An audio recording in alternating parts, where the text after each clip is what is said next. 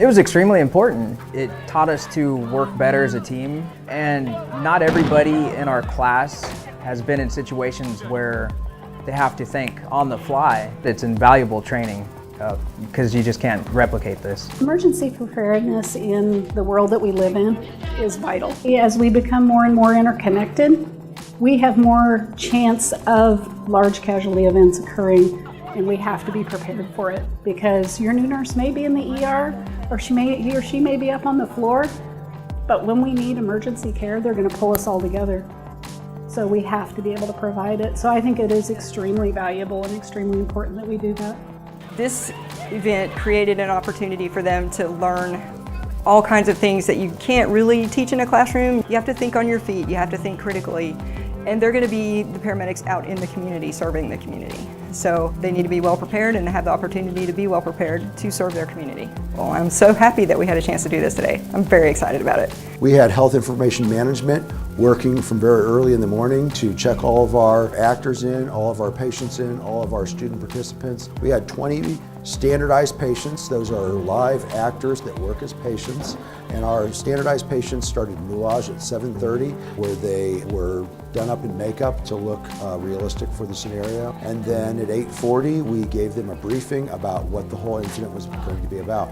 And then right before 9 o'clock, we trucked them all outside and got them into protest mode. We had them picketing about a wrongfully dismissed faculty member. At 9 o'clock, that's when our incident actually began.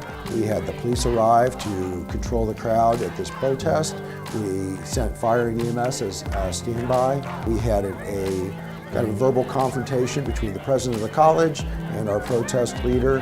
Our protest leader went to breach the barricade, in which case the police recruits at that point, it was up to them whether they thought this was a arrest situation or not. Right after that, we had our explosion. We had an improvised explosive device, what's called distraction device, that they use like with SWAT teams. And then at that point, we had our fire and EMS crews dispatched to the scene, and they initiated triage and transport. We had 29 patients at the scene, 3 were deemed dead, and the other 26 were transported to the hospital.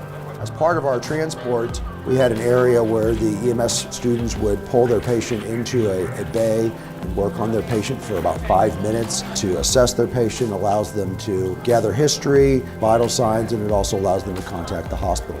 Once they entered the building, they proceeded to a triage area within the hospital, and we had nursing students that would triage the patients. They had finite resources within the hospital. They had to decide, do I want to send this to the most acute area, our ER? Do I want to send them to an acute ER overflow or a non-acute area of the ER overflow? So we had patients going mainly to 2 areas. One area was here at the virtual hospital, set up at the ER, and then the second area was the nursing skills lab up on 3rd floor. The simulation was designed to go about 2 hours. About an hour and 35 minutes in, we had our Dean of Instruction, Toronto Chapel, and our campus president, Dr. Tony Ross, walk through the virtual hospital. He was supposed to be agitated. She was supposed to try to be calming him. Then he came out here to the virtual hospital lobby and was experiencing chest pain. And then we had where he collapsed. So it ended with a kind of spontaneous cardiac arrest scenario being played out here in the virtual hospital lobby. It was so exciting, and it was just so surreal to watch all of us students. We're all students, we all share common ground here. We're working towards the greater goal. The simulation just went extremely well. I feel extremely prepared. I feel that we've had adequate classroom time. I feel that we have had adequate simulation time, great clinicals, great supervisors to kind of help us through and get our skills. So I feel extremely prepared and definitely ready to start my career. I think you can sit in a classroom all you want, but to get out there and actually put your skills to the test, that's the best experience. If you're wanting to get that kind of instruction experience, MCC is where you need to be.